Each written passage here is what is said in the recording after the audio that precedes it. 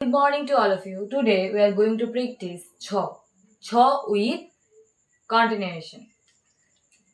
ছলবতকা ছ, then practice with ছ.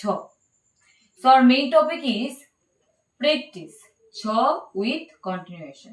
Like কোনো একটা কাজ ছ দিয়ে শেষ হবে, okay, but there should be continuation. এটা কন্টিনিউয়াসলি কাজটা হচ্ছে বা হইতেছে এরকম সেন্স হলে আমরা কিভাবে করবো? লাইক আমি খাচ্ছি বা খাইতেছি, this is a real example of ছ with continuation. Let's see some more examples like তারা পড়ছে means they are studying. Like পড়ছে মানে কি, তারা কন্টিনিউয়াসলি পড়াশোনাটা করছে। তো ফর্মুলা কি হবে? প্রথম সাবজেক্ট, কে পড়াশোনা করছে? তারা। তো সাবজেক্ট ইজ তারা means they, then am or is or are. তারা যেহেতু অনেকজন, যখন সাবজেক্টের প্লুরাল নাম্বারে হবে তখন আমরা কি ইউজ করব? আ। মনে রাখবে, যখনই সাবজেক্টটা প্লুরাল নাম্বারে হবে ছ এর ক্ষেত্রে আমরা ভার্বটা ইউজ করব আর। সো দেয়ার পরে আর হলো, তারপর পড়ছে, মেইন ভার্ব কি? পড়ছে। তো V5 মানে কি? পড়ার ইংলিশ কি? স্টাডি। আর V5 হবে study plus ING means verb plus ING means studying. তো they are studying or they are reading, we can say they are reading also. Number 2, আমরা ফুটবল খেলছি। আমরা ফুটবল খেলছি মিন্স আমরা এখন ফুটবলটা খেলছি, মানে কন্টিনিউয়াসলি কাজটা করছি।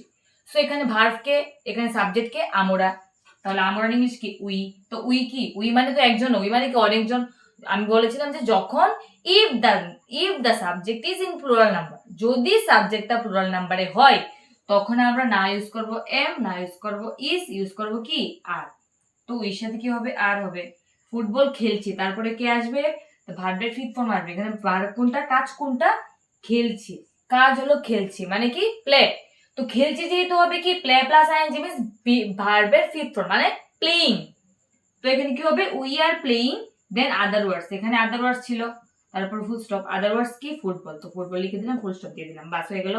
নেক্সট ওয়ান, কবিতা ঘুমাচ্ছে। মানে কি? কবিতা একটা মেয়ে, ঘুমাচ্ছে মানে কি? সে এখন ঘুমাচ্ছে, মানে কন্টিনিউয়াসলি ঘুমাচ্ছে।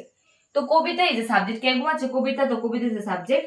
আর কবিতা কয়জন? একজন। কবিতা একজন যখন থার্ড পারসন সিঙ্গুলার নাম্বার হবে। রিমেম্বার ওয়ান থিং, যখনই থার্ড পারসন সিঙ্গুলার নাম্বার হবে তখন ভার্বটা হবে কি? ইজ। আর আর এম তো আমরা জানি সবসময় কার সাথে হয়? আই এর সাথে হবে। সবসময় রাখবে যে প্রেজেন্ট কেসে আই এর সাথে সবসময় কি হবে? এম হবে। তো এখানে ইজ হবে, কবিতা যেহেতু সিঙ্গেলে থার্ড পারসন সিঙ্গুলার নাম্বার, তাহলে ভার্ব হবে ইজ। ঘুমাচ্ছে, ভার্ব কোনটা? ঘুমানো। ঘুমানো ইংলিশ কি? স্লিপ। আর ঘুমাচ্ছে ফিফথ ফর্ম কি হবে? Sleep plus ING means sleeping. So Kabita is sleeping. Kabita sleeping মানে কি? কবিতা ঘুমাচ্ছে। কবিতা স্লিপিং মানে কি? কবিতা ঘুমাচ্ছে। নেক্সট, সে লিখছে। সে লিখছে। সামওয়ান ইজ কি করছে? লিখছে। রাইটিং মানে কি? কাজটা চলছিল, মানে সে মানে কি? হি অর সি লিখে দিলাম। তারপর সির সাথে কি হবে? সি কয়জন? একজন। তাহলে একজন হলে কি হবে? ইজ। তাহলে লিখে দিলাম ইজ। লেখার ইংলিশ কি? রাইট। আর লিখছে মানে কি? কন্টিনিউয়েশন মানে কি? রাইটিং। রাইট প্লাস আইএনজি মানে writing. So the sentence will be she is writing means সে লিখছে।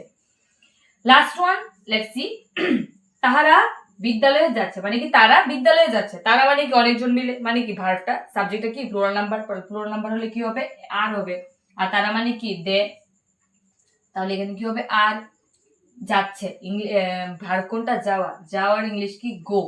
তো যাচ্ছে মানে কি? গোয়িং। গো প্লাস আইএনজি মানে কি? গো প্লাস আইএনজি মানে গোয়িং। তো এখানে কি হবে? গোয়িং টু স্কুল, মানে স্কুলে তো যাচ্ছে, মুভমেন্ট তো বোঝাচ্ছে। That's why we should use one preposition that is to, then school. কোথায় যাচ্ছে? স্কুলে যাচ্ছে। other words, last, full stop. I hope you have understood ছ with continuation.